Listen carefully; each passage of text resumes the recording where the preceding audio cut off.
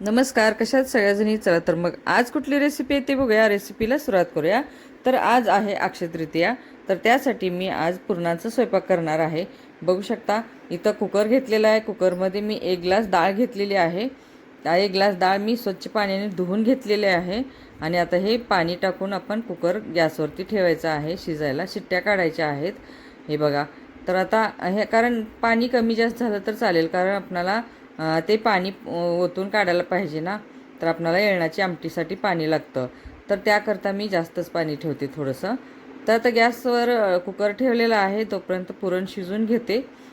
शिट्ट्या घ्यायच्या आहेत. तर चला, 4 शिट्ट्या काढलेल्या आहेत. मी तुम्हाला दाखवलेली आहे 1 शिट्टी. तर पुरण शिजलेलं आहे. आता ओतून काढूया एका चाळणीमध्ये. तर हे बघा अशा पद्धतीनं.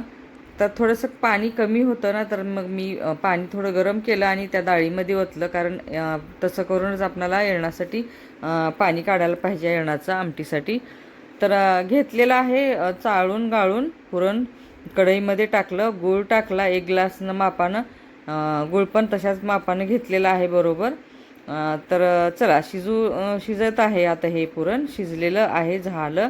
मी पुरण वाटून पण घेतलेलं आहे. हे बघा अशा पद्धतीनं मी पुरण शिजवते. तुम्ही कुठल्या पद्धतीनं शिजवता पुरण तर तुम्ही कमेंट नक्की करा. तर आता हे पाणी येळणाचं जे काढलेलं आहे ना, तर येळणाच्या आमटीसाठी आपल्याला त्या पुरणाच्या कढईमध्येच पाणी आता परत गरम करून घ्यायचं. हे बघा अशा पद्धतीनं. बघू शकता. तर आता आपल्याला आमटी करायची आहे ना, तर त्यासाठी आपल्याला इथं चिंचेचा थोडासा मी कोळ घातलेला आहे मध्ये. लाल तिखट घातलेलं आहे, हळद पावडर घातलेली आहे, काळं तिखट घातलेलं आहे. तर हे आता मिक्स करून घेऊया. उकळी येईपर्यंत आपल्याला ह्याला असंच ठेवायचं आहे. तर आता आलेली आहे उकळी ह्याला. तर आता आपण काढून घेऊया. तर हे बघा. तर हे चवीपुरतं मीठ टाकलेलं आहे. आता उकळी पण आलेली आहे. थोडंसं पुरण टाकायचं. आंबट गोड इतकी छान आमटी लागते ना हे येळणाची. तर आता आपल्याला हे शिजवून घेतलेलं आहे. तर काय करायचं आता आपल्याला हे गॅसवर उतरून घ्यायचं आणि कोथिंबीर पण टाकू शकता, कारण त्याचा स्वाद शिजल्यानंतर छान येतो. तर पातेलं ठेवलेलं आहे. पातेल्यामध्ये जिरे मोहरी टाकलेली आहे. हे आहे ना आता आपला तेजपत्ता, तर ते पण टाकू शकता तुम्ही. खूप छान चव येते त्याला. आलं लसूण वाटलेलं खोबरं आहे, कढीपत्ता आहे ते टाकलेलं आहे फोडणीमध्ये. आता टाकायचं आहे आपल्याला थोडंसं तिखट. हलवून घ्यायचं, हे मस्त परतून घ्यायचं आहे, जास्त करपू द्यायचं नाही. तर छान झालेली आहे आता फोडणी. बघा फोडणीमध्ये थोडंसं आणखीन तिखट, लाल तिखट, काळं तिखट असं टाकून मिक्स करायचं आहे. कारण शिजताना पण तुम्ही तिखट टाकू शकता आणि असं पण तेलात पण टाकायचं, तर ते तरी छान दिसते आमटीवर. तर आता आपण पाणी वापरूया, त्याच्यामध्ये ओतून घेऊया. हे बघा असं मस्त झालेली आहे आता येळणाची आमटी. त्याला ह्याला उकळ आली की आपल्याला ह्यामध्ये थोडीशी कोथिंबीर टाकू शकता आपण. थोडंसं चवीपुरतं आणखीन मीठ टाकलेलं, कारण मीठ मी बघितलं कमी आहे थोडं म्हणून. तर मीठ टाकलेलं आहे. आता टाकायचं आहे आपल्याला ह्यावरती कोथिंबीर. बघू शकता मस्त उकळलेली आहे आमटी. किती छान दिसते बघा. तर झालेली आहे. आता कोथिंबीर टाकायची आणि गॅसवरून काढून ठेवूया बाजूला. तर अशा पद्धतीनं हे येळणाची आमटी पण छान झालेली आहे.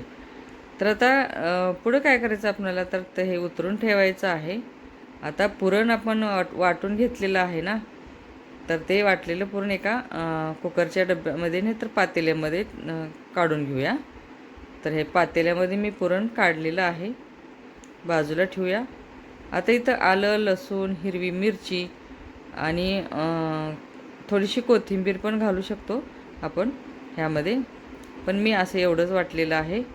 हे बघू शकता. आता ताक आहे, ताकामध्ये ते वाटलेलं आलं लसूण आणि मिरची मिक्स केलेलं आहे. चवीपुरतं मीठ, अर्धा चमचा हळद. आता पूर्ण बेसन टाकायचं आणि हलवून घ्यायचे, त्याला सगळं मिक्स करायचं आहे बेसन. आता पातेलं गॅसवरती ठेवलेलं आहे. तेल ओतलं, जिरे मोहरी टाकली, कढीपत्ता टाकला, हळद थोडीशी, पिवळं होतं ना मग म्हणून हळद थोडीशी टाकायची आणि कढी बनवायची ताकाची छान मस्त. वरून कोथिंबीर टाकायची आणि आता ह्याला उकळी येईपर्यंत आपण ढवळत राहायचं, नाहीतर कढी फुटती.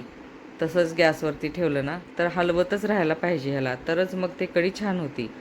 आता झालेली आहे कढी. कढी पण बाजूला काढून ठेवूया. हे बघा, अशा पद्धतीनं मी कढी केली, आमटी केलेली आहे.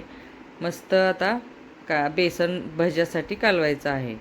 तर एका डब्यामध्ये मी कुकरच्या डब्यामध्ये बेसन घेतलं, लाल तिखट घेतलं, चवीपुरतं मीठ घेतलेलं आहे, अर्धा चमचा हळद घेतलेली आहे, ओवा चमचाभर घेतलेला आहे, कोथिंबीर, कांदा.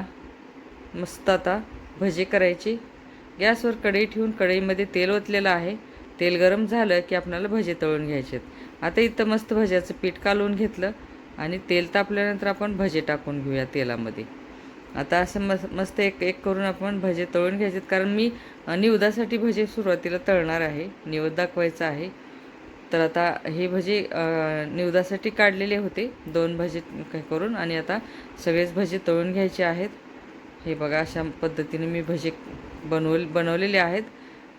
हे छान. आता मस्त पोळ्या पण बनवल्या, कारण खूप गडबड होती ना, जास्त शूट करता आलेलं नाही. तर आता मस्त पोळ्या पण झालेल्या आहेत आपल्या. बघा, बघू शकता. कारण कॅमेरा पण पटकन म्हणलं लावत बसण्यापेक्षा म्हणलं हातानं थोडंसं दाखवूया. तर पोळी टाकली, पोळीला तेल लावायचं, अलटून पलटून दाखवायची पोळी कशी मस्त फुगती बघा. तर छान झालेल्या आहेत पोळ्या. तुम्हाला आवडल्या असतील तर मग नक्की कमेंट करा. तर चला, झालेला आहे आपला स्वयंपाक पुरणाचा. कारण भात पण मी लावलेला नाही दाखवलं.